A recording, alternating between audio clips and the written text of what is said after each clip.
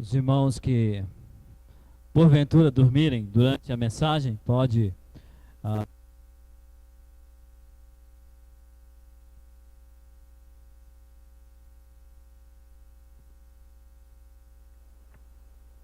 os irmãos que porventura dormirem durante a mensagem, pode também depois lá no WhatsApp, no grupo da igreja, pegar a mensagem numa hora mais esperta.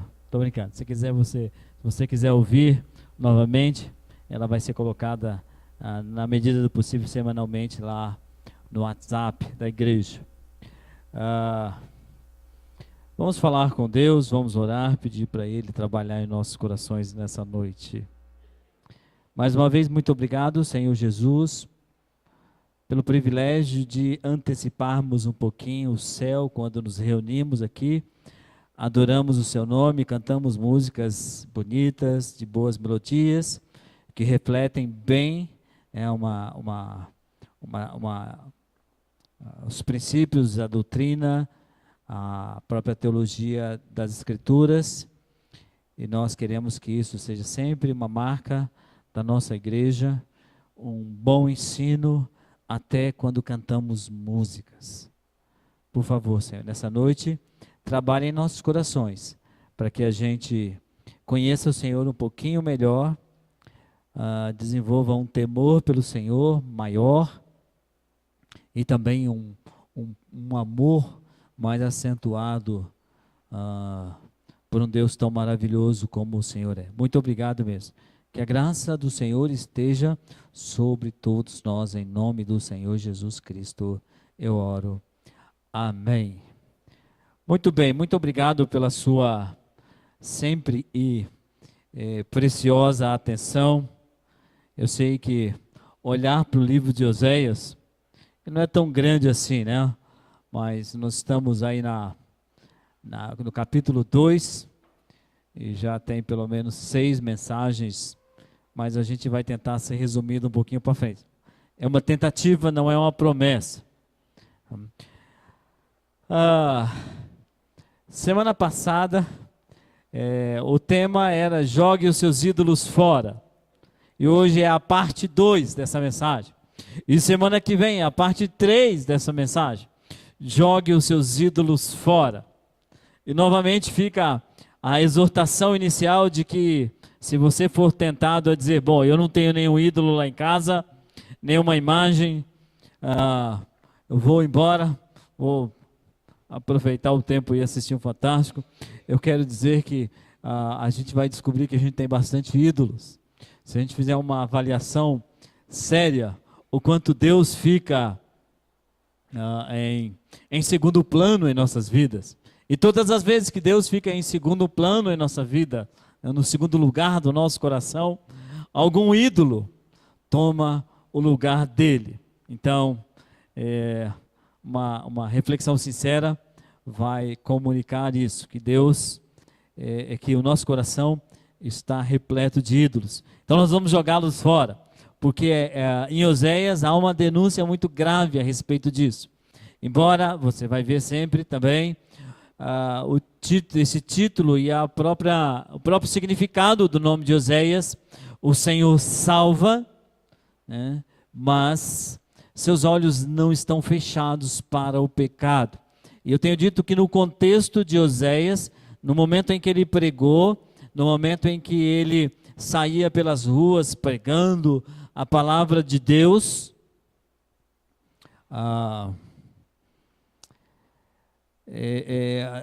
Israel estava num ponto muito crítico a respeito da idolatria. Lá a idolatria era realmente uma madeira, né? uma imagem, um altar dedicado a Baal.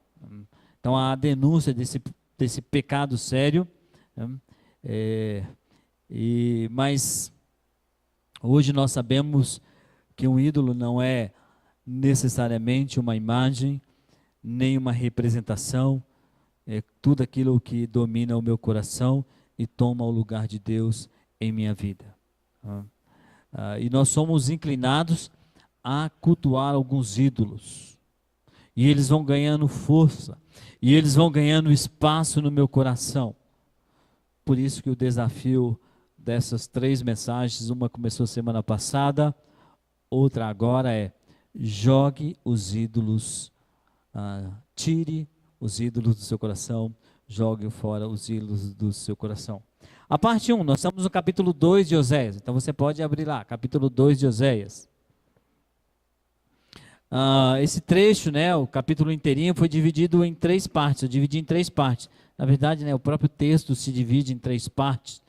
A parte da semana passada foi de 1 a 5, então há a denúncia de um povo inclinado à idolatria, e que ela é comparada ali na vida da esposa de Oséias, de Gomer, como um adultério, como um ato de infidelidade, e Deus denuncia e deixa claro que há 2 razões para que eles abandonassem os ídolos. A primeira era porque os próprios ídolos os abandonariam mais cedo ou mais tarde. E a segunda razão é porque, olha, Deus libertou o povo de tudo. Deus nos deu liberdade completa, havia dado liberdade para Israel, e por essa razão nós deveríamos amar o Israel, o povo de Deus deveria amar o Senhor de todo o seu coração, para que ele então não fosse levado para uma disciplina. Agora, do versículo 6 até o 13, eu gostaria que você, então, abrisse a sua Bíblia, se você puder, se já não estiver aberta. Oséias, capítulo 6.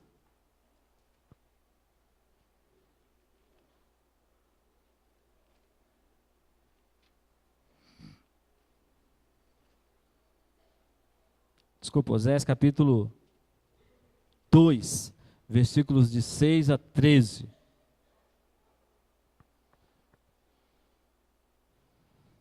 Deus vai tratar aí como o resultado da idolatria. O resultado, a insistência em permanecer num pecado. Qual que é o resultado disso? Capítulo 2 de Oséias, versículo 6. Portanto, eis que cercarei o seu caminho com espinhos. Levantarei um muro contra ela, se referindo a Gomer aqui, mas Gomer representa a nação de Israel, o povo de Deus, para que ela não ache os seus caminhos, as suas veredas. Ela irá em seguimento de seus amantes, porém não os alcançará. É aquela o fatídico fim de quem confia em deuses, né? De quem substitui Deus no seu coração. Buscá-los-á, sem contudo os achar. Então dirá: irei e tornarei para o meu primeiro marido, porque melhor me ia então do que agora. Versículo 8. Ela, pois, não soube que eu, né, se referindo a Oséias, é que lhe dei o trigo, e o vinho, e o óleo, e lhe multipliquei a prata e o ouro, que eles usaram para Baal. Observa como o autor vai trocando aqui as referências. Eles, não mais Oséias, mas o povo, né, os seus escolhidos, usaram para Baal. Portanto, tornar-me-ei e reterei a seu tempo o meu trigo e o meu vinho, e arrebatarei a minha lã e o meu linho, que lhe deviam cobrir a nudez. Agora, descobrirei as suas vergonhas aos olhos dos seus amantes, e ninguém a livrará da minha mão. Versículo 11. Farei cessar todo o seu gozo, toda a sua alegria, as suas festas de lua nova, os seus sábados e todas as suas solenidades. Versículo 12. Devastarei a sua vide, né, a videira e a sua figueira, de que ela diz: esta é a paga que me deram os meus amantes.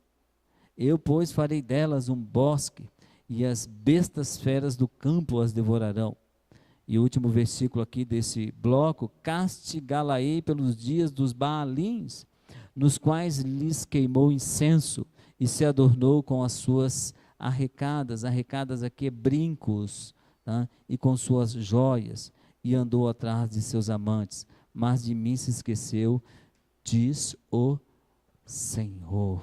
Tá? Muito bem, meus irmãos, olha só, Israel, o povo de Deus, e você vai perceber, à medida que nós fomos desenvolvendo, né, o livro de Oséias, ou mesmo se você leu ou está lendo o livro de Oséias, você vai perceber que Israel insistia na sua idolatria, né? A idolatria é bem objetiva nos seus altares. E a idolatria fazia com que eles abandonassem cada vez mais o Senhor.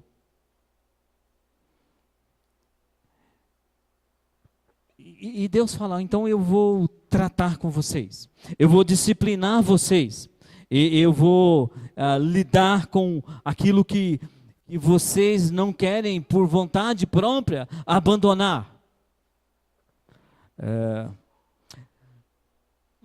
No nosso coração, irmãos, sempre há alguns pecados que nós insistimos em alimentá-los.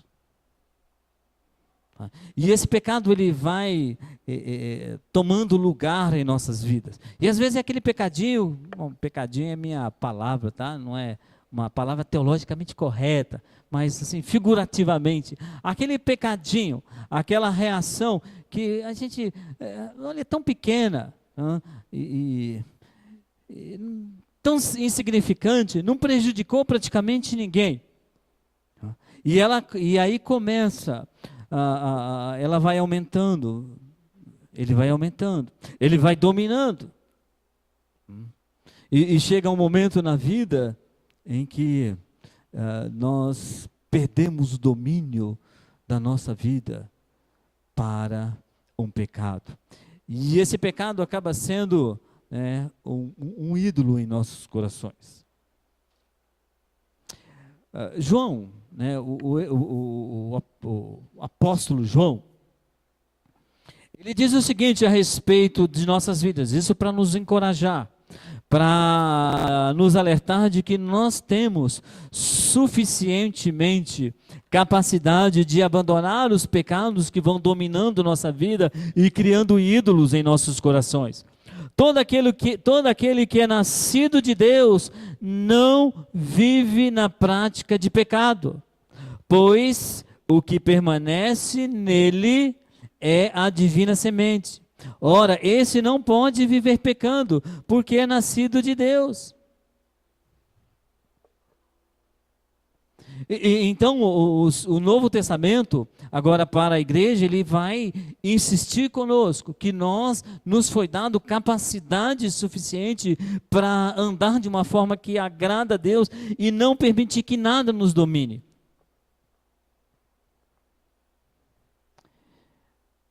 Porque quando eu mantenho um pecado, quando eu alimento esse pecado, quando eu cultivo esse pecado, resta disciplina para a minha vida. É algo que Deus não quer fazer, é algo que é ruim para Deus, mas Ele fez, e Ele foi avisando Israel. O profeta Isaías avisava Israel, o profeta Miqueias avisava Israel.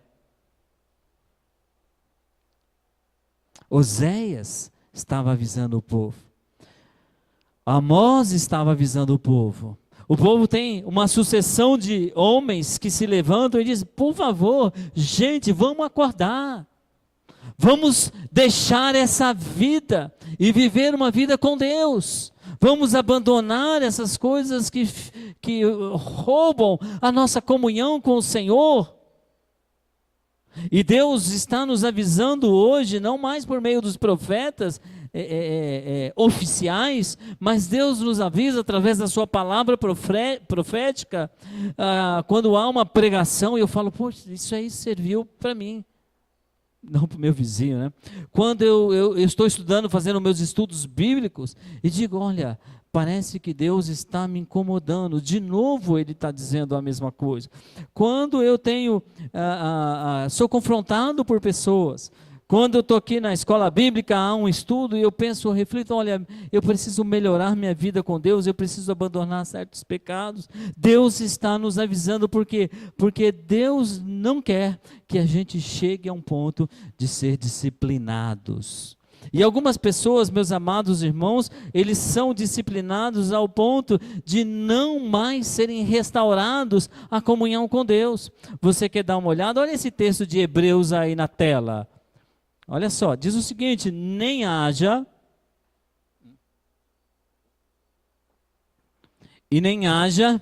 algum impuro ou profano, né? Se você ver o versículo 15, ele vai dizer: não haja nenhuma raiz de amargura no meio de vocês, alguma pessoa que fica incomodando, nem haja algum impuro ou profano como foi Esaú. Esaú, vocês que estão mais familiarizados com a Bíblia, sabem que foi o irmão gêmeo de Jacó, o qual, por um repasto, vendeu o seu direito de primogenitura, por um prato de ervilha, né? Um repasto. Pois sabeis também que posteriormente, então mais para frente, querendo herdar a bênção, foi rejeitado, pois não achou lugar de arrependimento, embora com lágrimas tivesse buscado. Eu não sei o quanto que Esaú foi advertido a respeito da sua conduta profana, errada, ao ponto que quando ele falou, bom, eu estou errado, eu preciso acertar minha vida, já não havia local, já não havia espaço, já não havia oportunidade para arrependimento. Então Deus vai me avisando, Deus vai dizendo, Deus vai dando oportunidades na minha vida. E eu tenho que ficar esperto com isso. Por quê? Porque se não há um arrependimento, e se há disciplina de Deus na minha vida, e não há um arrependimento, pode ser que a disciplina de Deus seja, você não tem mais oportunidade de se arrepender. E a disciplina, né, ela é iminente. Olha o versículo 13, se você tiver em Oséias. Castigá-la-ei. Deus está dizendo, eu vou fazer isso. Qual que era o motivo do castigo? Castigá-la-ei pelos dias dos Baalins, nos quais queimou incenso e se adornou com seus brincos, né, de ouro e com suas joias, e andou atrás dos seus amantes. E aí ele termina o versículo dizendo, mas de mim se esqueceram, diz o Senhor. Então, é uma promessa de disciplina. E o que nós vamos ver nesse trecho todo, nesse trecho aí, são pelo menos 4 estágios dessa disciplina divina. Eu pude identificar. O primeiro estágio está lá no versículo 6. É o rompimento da comunhão. E esse rompimento da comunhão é por uma iniciativa divina. Deus não vai permitir que haja um compartilhar consecutivo com um ídolo. Deus falou, olha, vocês escolhem Baal ou escolhem a mim. Ou escolho servir ao Senhor ou outros deuses. Lá em Mateus, quando Jesus Cristo fala, né, ou vocês escolhem Mamon, ou vai agradar Mamon, ou vai agradar a mim. Não tem condições de agradar aos dois deuses. Então Deus, no versículo 6, dá uma olhadinha, Oséias capítulo 2, versículo 6, diz o seguinte, portanto, eis que cercarei o seu caminho com espinhos. Uma ilustração para disciplina, não é? Você lê assim, talvez você diga, não sei o que significa isso, mas você sabe que alguma coisa boa não é, né? Porque senão estaria rosas, maçã, alguma coisa lá, né? Apesar que o rosa tem espinho. E levantarei um muro contra ela, para que ela não ache as suas veredas. Lembra quando Isaías está lá no templo, né? Aquele clássico texto que a gente cita aqui, né? Lê e tal, aparece na internet, né? Isaías está, e parece até um texto tão missionário, né? Isaías está no templo lá e aparece a glória do Senhor, os anjos, querubins lá, e Isaías fala, poxa vida, agora eu vou morrer e tal, né? E aí o anjo purifica cerimonialmente a vida de Isaías, e Deus fala, quem há de ir por nós pregar uma mensagem dura, difícil? Isaías fala, eis-me aqui, envia-me a mim. Aí o pessoal para até aí, né? Mas ele continua dizendo, sabe, Isaías, você vai pregar, o povo tem ouvidos, mas não vai ouvir. Você vai pregar, o povo tem olhos, mas não verão. E Jesus Cristo lá na frente, quando ele começa a falar a respeito das parábolas, ele diz, eu estou dizendo para que vocês escutem, mas não ouçam. Ou ouçam, mas não escutem, se você quiser inverter. Vejam, mas não enxergam. Por quê? Porque em alguns casos, irmãos, a nossa insistência de permanecer numa vida que desagrada a Deus, ela faz com que Deus tome a iniciativa de não nos dar retorno à vida cristã. E por mais que a gente insista, não conseguimos, porque Deus disse, eu fechei a porta. E se eu fechei, ninguém abre. Por isso que o autor dos Hebreus insiste, se hoje vocês ouvirem a voz, não faça como aquele pessoal no passado, não endureça o seu coração. Arrependam-se.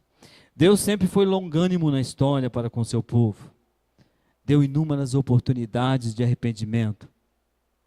Mas parece que aqui havia chegado a um limite insuportável, no qual Deus determina o afastamento do seu povo. E isso é visto quando esse povo, eles vão para uma terra estranha. Deus permite que um povo estranho, os chamados assírios, invada Israel, tirem eles e leve para tornar a maioria deles escravos numa terra distante. Aí Baal não ajudou mais eles. Baal, na hora que viu o negócio lá, o circo pegar fogo, Baal caiu fora. Eu não quero me envolver nisso não. Então o primeiro estágio de uma disciplina essa ruptura, esse rompimento da comunhão. O segundo estágio, irmãos, de uma disciplina é essa decepção, um sentimento de decepção com o meu próprio Deus. Versículo 7, dá uma olhada, capítulo 2, versículo 7.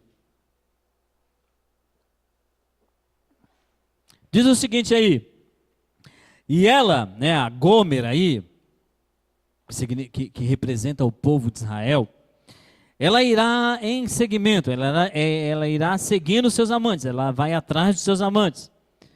Porém, olha só, não os acharás, não os alcançarás. Buscá-lo-ás, sem contudo os achar.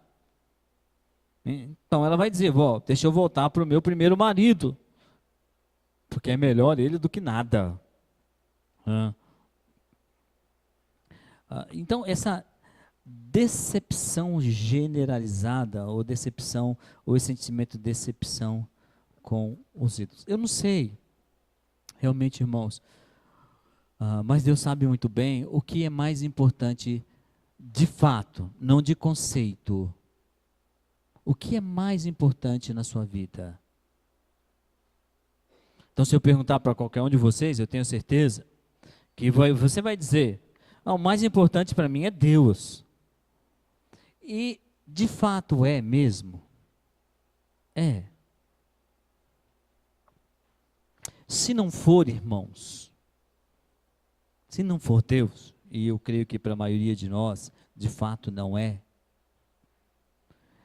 e eu começo a achar que sirvo a Deus, mas sirvo a outro Deus, seja ele meu filho, meu neto, meu marido, meu carro, meu trabalho, minhas ideias, minha vontade, meu estudo, meus sonhos, o que for. Cada um deve ter aí o seu. A minha novela, mesmo aquela santa novela da Record, né? Ou santificada novela da Record. seja o que for, que ocupe o lugar de Deus em minha vida. Um dia esse Deus que está ocupando o lugar do Senhor em minha vida, ele vai te decepcionar. Ele vai deixá-lo na mão.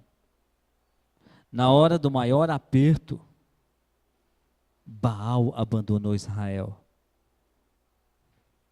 Quando Israel estava sendo escravizado, cadê?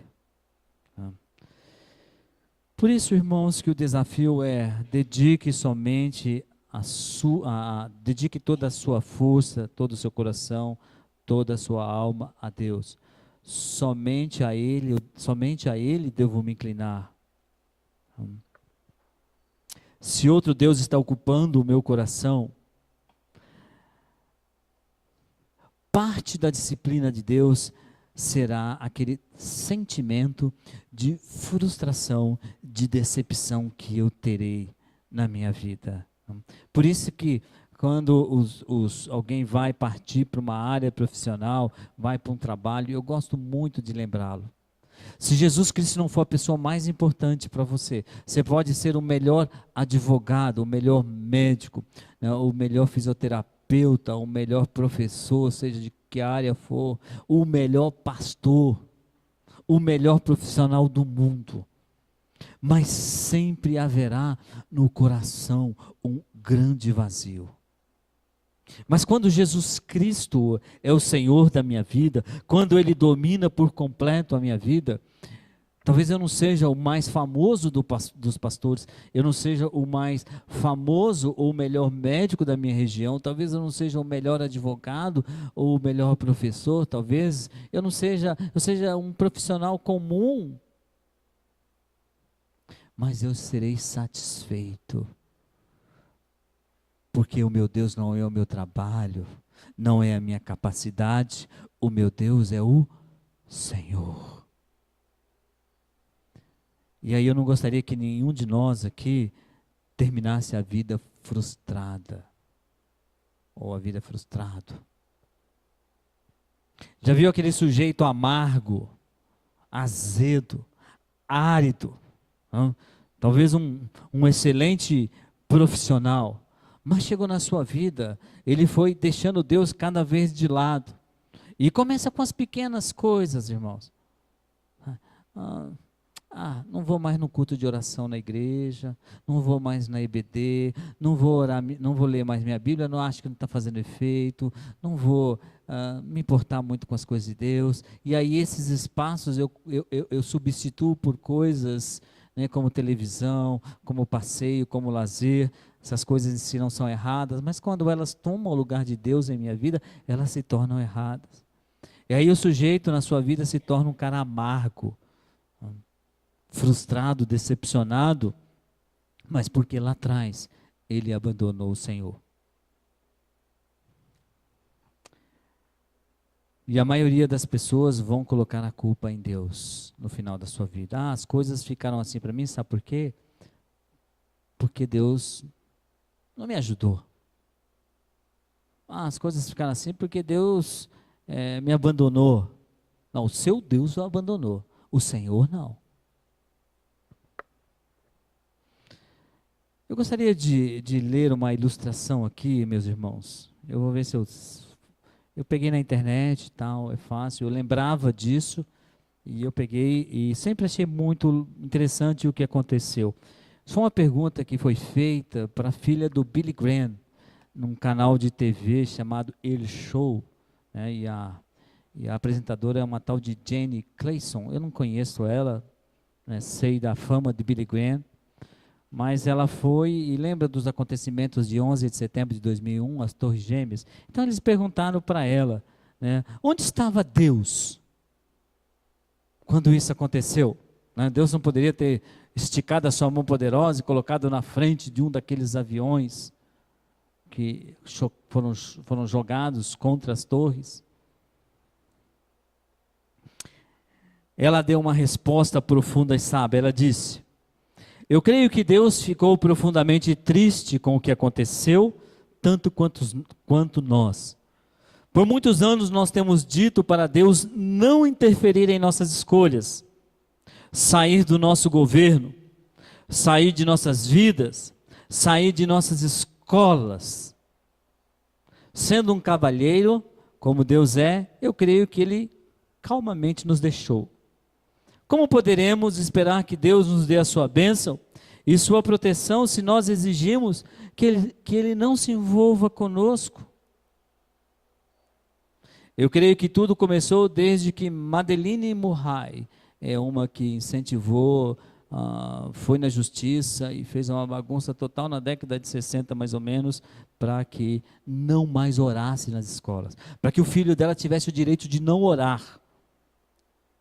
Ela foi assassinada e seu corpo foi encontrado alguns anos atrás. Ela se queixou que era impróprio de se fazer orações nas escolas americanas, e como se fazia tradicionalmente. E sabe, nós concordamos com a sua opinião. Depois disso, alguém disse que seria melhor também não ler mais a Bíblia nas escolas. Contexto americano aqui, tá, irmãos? A Bíblia que nos ensina que não devemos matar, não devemos roubar e devemos amar o nosso próximo como a nós mesmos. E nós concordamos.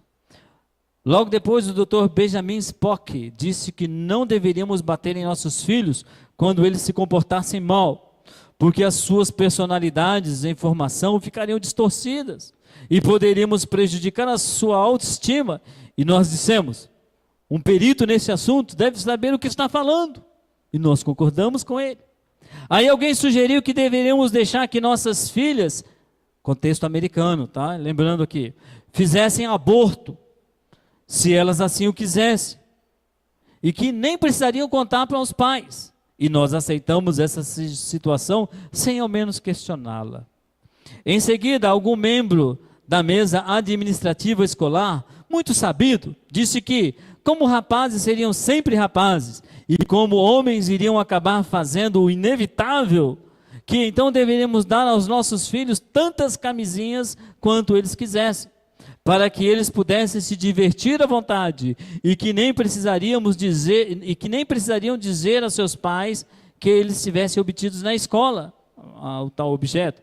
E nós dissemos, tá legal, tá bem, tudo certo. Então alguém sugeriu que imprimíssemos revistas com fotografias de mulheres nuas e disséssemos que isto é uma coisa sadia e uma apreciação natural da beleza do corpo feminino. E nós também concordamos. Depois uma outra pessoa levou isto a um passo mais adiante e publicou foto de crianças nuas e foi mais além ainda, colocando-as à disposição na internet. E nós dissemos, tá bem, isso é democracia. Eles têm o direito de ter a liberdade de expressar e fazer isso. A indústria de entretenimento então disse, vamos fazer show de TV e filmes que promovam a profanação, violência e sexo ilícito. Vamos gravar música que estimule o estupro, drogas, assassínio, suicídio e temas satânicos. E nós dissemos, bom, isso é apenas diversão e não produz qualquer efeito prejudicial. Ninguém leva isso a sério, então que façam isso. Agora, nós estamos nos perguntando por que nossos filhos não têm consciência e por que não sabem distinguir entre o bem e o mal, o certo e o errado. Por que não lhes incomoda matar pessoas estranhas ou seus próprios colegas de classe? Lembrando coisas bem recentes aqui, né? Ou a si próprios. Provavelmente, se nós analisamos tudo isso seriamente, iremos facilmente compreender. Nós colhemos exatamente aquilo que semeamos. Uma menina escreveu um bilhetinho para Deus dizendo, Senhor, por que não salvaste aquela criança na escola? A resposta dele foi, querida criança, não me deixa entrar nas escolas. É triste como simplesmente as pessoas culpam a Deus e não entendem porque o mundo está indo a passos largos para a destruição. É triste como cremos que tudo que os jornais e TV... É triste quando cremos em tudo que os jornais e TV dizem, mas duvidamos da palavra de Deus. É triste como todo mundo quer ir para o céu, desde que não precisa crer nem pensar ou dizer qualquer coisa que a Bíblia ensina. É triste como alguém diz, eu creio em Deus, mas ainda segue o Deus desse mundo, que por sinal também crê. Irmãos, é resultado de quê? De abandonar Deus. Abandonou um país como os Estados Unidos, berço evangélico, produziu uma obra missionária imensa, mas aos poucos foi abandonando ao Senhor. Você está vendo de uma forma geral, mas isso, o processo é igualzinho em nossas vidas. Igualzinho. Nós começamos a abandonar Deus, dizendo, tudo bem, está certo isso. Não tem problema isso não. É normal. Isso é muito radical. Isso é muito duro. A gente tem que compreender melhor a situação. E vamos substituindo Deus em nossos corações. Não por um ídolo de madeira, mas pelas ideias, pelos conceitos, e principalmente por dizer, tudo bem, nós estamos fazendo exatamente isso aqui. Outros deuses têm entrado em nossos corações e temos abandonado. Terceiro estágio de uma disciplina é o peso da mão de Deus, versículo 9, olha só que situação difícil. Portanto, Oséias capítulo 2, versículo 9, portanto, tornar-me-ei e reterei a seu tempo, o meu trigo, o meu vinho, a minha lã, o meu linho, vou colocá-la a nua para vergonha. Esta é a primeira ação bem ativa de Deus.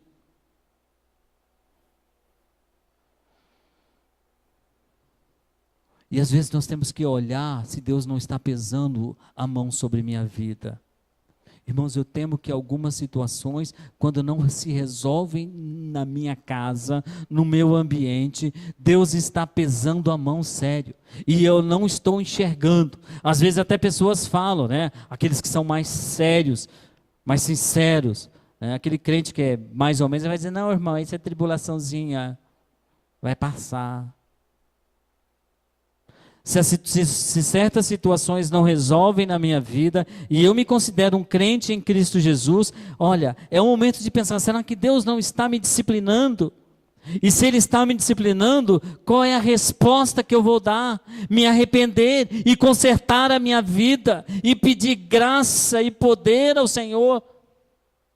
Porque se chegar o momento em que Deus não mais desejar dar uma oportunidade, meus irmãos, já era, como fez com Esaú.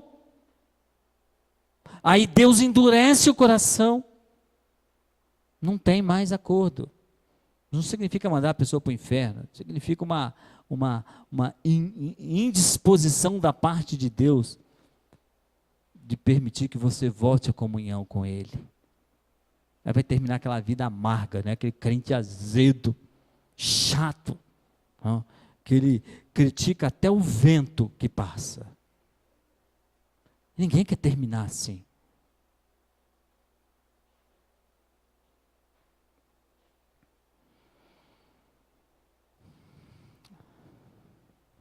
E o quarto e último estágio é essa insatisfação generalizada. Versículo 11, olha só. Farei cessar toda a sua alegria, farei cessar as suas festas de lua nova, os seus sábados, suas solenidades. Acabarei e destruirei a sua plantação, a sua vinha, a sua figueira. Mas ele começa dizendo, eu vou tirar todo o seu gozo, toda a sua satisfação. Farei cessar sua alegria, suas celebrações, sua esperança. E talvez isso seja bem parecido com alguns estágios de nossa vida. Perdemos a completa satisfação por assuntos espirituais. Não queremos orar, a pregação é chata, a oração é desnecessária, ler e estudar a Bíblia não faz sentido nenhum, não faz nenhuma diferença. As igrejas só têm hipócritas. Por isso que nós estamos vivendo hoje uma realidade, uma triste realidade no mundo. Os desigrejados, pessoas que acham que não vale a pena isso, não vale a pena a adoração. E vivem no seu mundo sozinho. E aí não entende que a igreja é um corpo, né? Fica só um olho lá. Não sei para que serve só o olho. Enxerga, mas não tem o que fazer, né? Então, se seu coração está assim, não culpe a ninguém por isso, culpe a si mesmo. Ah, estou assim porque eu estou infeliz com a igreja. Culpe a si mesmo. Porque cada um vai responder por si, no dia em que haveremos de prestar contas ao nosso Criador. E eu quero terminar como eu terminei semana passada também, com o versículo 23. Deus sempre está disposto, sempre deu uma oportunidade, sempre dará oportunidade de reconciliação. Termina o versículo 23, que semana que vem eu vou tratar do 14 ao 23. Semearei Israel para mim na terra. O Jezreel, lá do capítulo 1, compadecer-me-ei da desfavorecida, da Loruama, do capítulo 1 também, e não mais, e a não meu povo, Loami,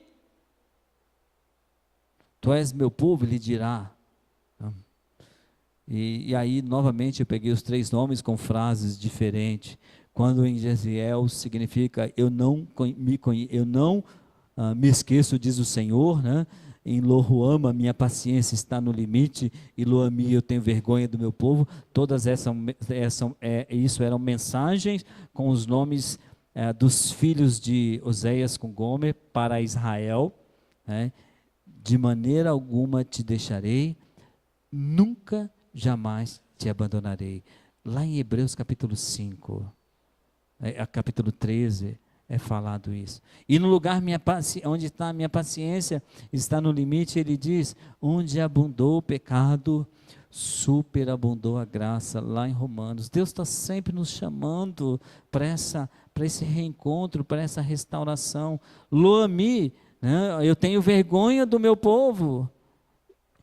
Lá em Apocalipse, diz, capítulo 1, e ele nos constituiu reino, sacerdote para Deus e Pai. Eu disse semana passada e repito, Deus é surpreendente. Deus é surpreendente. Que mesmo a despeito da nossa inclinação pecaminosa, desse coração, Ele prefere ministrar abundante graça a nos banir da sua presença. Deus está sempre nos chamando. Talvez você fale, eu me sinto o pior pecador da face da terra. Isso é um bom sentimento. E Deus fala, eu perdoei todos os seus pecados por causa da minha abundante graça e quero ter um relacionamento com você. Pense nisso. Quais os ídolos que eu tenho de jogar fora, tenho de abandonar em meu coração, para amar a Deus de todo o coração, com toda a força, para servir o meu Senhor com o coração sempre aberto e exclusivo para Ele.